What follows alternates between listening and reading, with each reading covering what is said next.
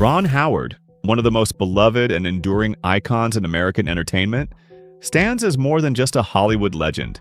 He is a symbol of artistry, kindness, and the collective memory of generations. His name alone evokes a deep sense of nostalgia for millions. For so many, he will forever be Opie Taylor, the innocent, wide-eyed boy from The Andy Griffith Show, who grew up under the soft, reassuring pulse of American television.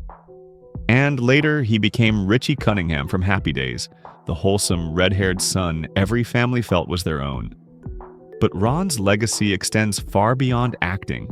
From a humble working-class background, he emerged as the visionary director behind Apollo 13 and A Beautiful Mind, reshaping modern cinema with honesty, humanity, and an unwavering devotion to storytelling. Yet, behind all the accolades and glory, lies a life filled with storms, heartbreak, and profound loss. Let us walk together through the journey of a man who has seen triumphs and faced pain, whose path has been shaped by both joy and sorrow. At 71, the storm that has followed Ron Howard is fiercer than ever. Before we begin, take a moment to leave a heart in the comments for Ron, and tap the like button as a gesture of gratitude for a man whose life, legacy, and spirit have touched millions across generations. The spotlight has a way of bending lives before they have a chance to stand on their own.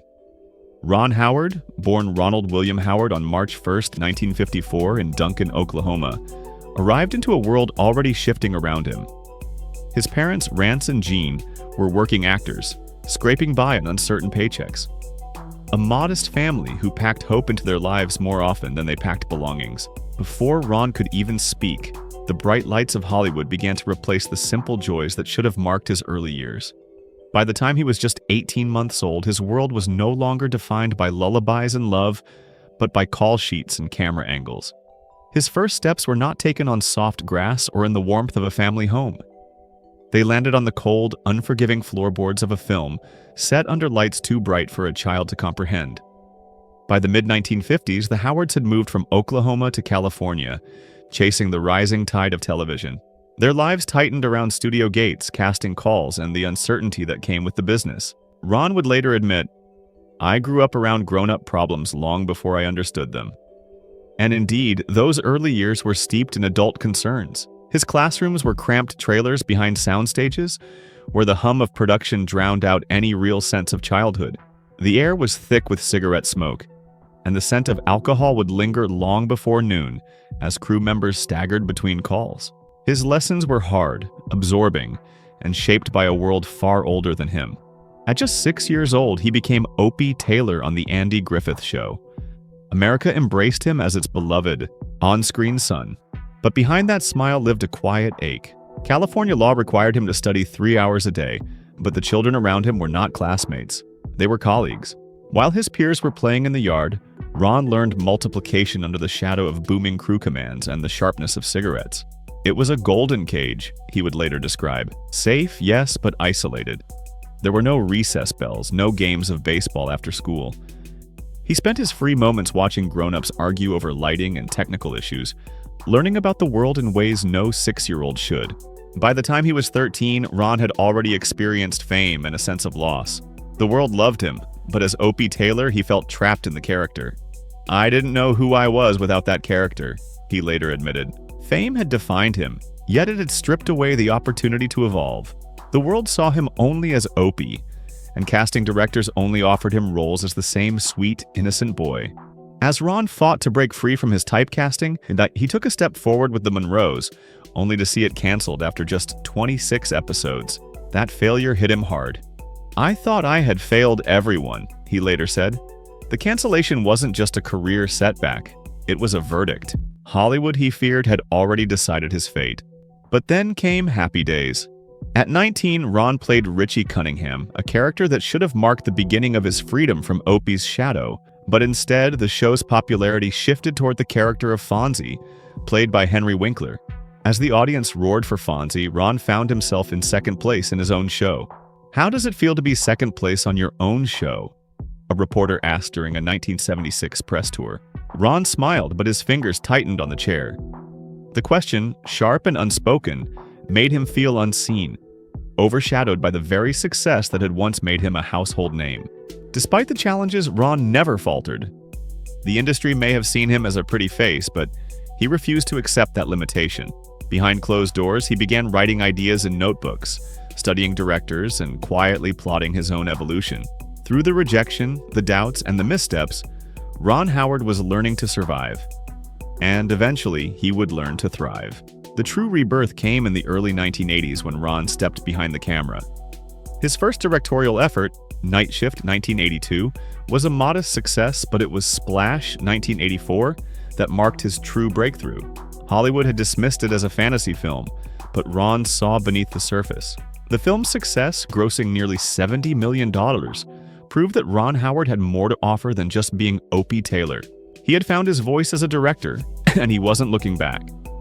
In 1985, Ron co-founded Imagine Entertainment, a production company that would change the landscape of American film and television. It was a dream that quickly became a machine, demanding all of Ron's energy and attention. But success came at a price. Behind the polished glass doors of Imagine, Ron carried the weight of responsibility on his shoulders. Every decision, every misstep, felt like a personal failure. "If one piece falls, they all fall," he once confessed. In the quiet hours when the offices emptied and the world turned its gaze elsewhere, Ron would sit alone, feeling the pressure of everything he had built. But no challenge was greater than the one he faced when he stepped into the director's chair for Apollo 13, 1995. Capturing the truth of the mission, not the Hollywood version, meant flying aboard NASA's Vomit Comet, enduring violent parabolic dives, and surviving on exhaustion and adrenaline. At one point, the heat and pressure of the set became too much, and Ron collapsed. For 36 hours, production halted while the crew waited for their leader to recover. When he returned, the crew wore shirts that read "Mission Control," a silent vow to match his dedication. Apollo 13 became a critical and commercial success, earning 9 Academy Award nominations. But for Ron, the real victory was surviving the crucible that had nearly broken him. In the years that followed, Ron's resilience was tested again and again, from the intense pressure of directing A Beautiful Mind 2001 to the emotional turmoil of watching EDTV 1999 falter at the box office.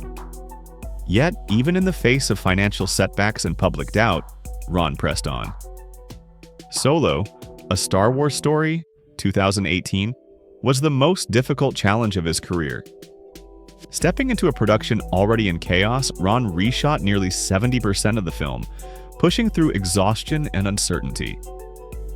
When the film was released, it became one of the most brutal financial failures of his career. For the first time in 5 decades, Ron questioned everything. The pain wasn't just professional, it was personal. Yet, in the quiet aftermath of these trials, Ron Howard found something even more precious than success: resilience. As his career continued to unfold and as life continued to challenge him, Ron learned that greatness wasn't defined by fame or accolades, but by the courage to keep going when the world expected him to fall. Through every setback, through every heartbreak, Ron found solace in the support of those he loved most: his wife, Cheryl, and their children. Together, they weathered the storms of Hollywood and the challenges of life, choosing each other again and again. Their love was not the grand gesture of a fairy tale, but the quiet, enduring force that kept them strong. Today, at 71, Ron Howard stands not as a legend of the past, but as a living testament to the power of perseverance, love, and humility. His wealth, measured not just in dollars but in the strength of a life well lived, reflects a man who has weathered every storm and come out stronger. His greatest legacy, however, lies not in his films or his fortune, but in the love and loyalty that have sustained him through every trial. As Ron continues to create, live, and love on his own terms, his story serves as a reminder to us all. Greatness is built not from perfection, but from persistence. It's measured not in the applause, but in the quiet resilience that keeps us going when the world stops clapping. For in the end, greatness is not about avoiding the storms, but about walking through them, one step at a time. And so, as we reflect on Ron Howard's life, let us remember, the true measure of a life is not how many times you win, but how many times you rise after losing, and who you become afterward. Thank you for joining us in this journey through the life of a man who has given us so much.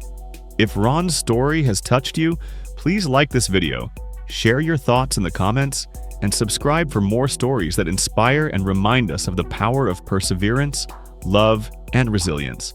May your life, like Ron's, be filled with grace, love, and unwavering light.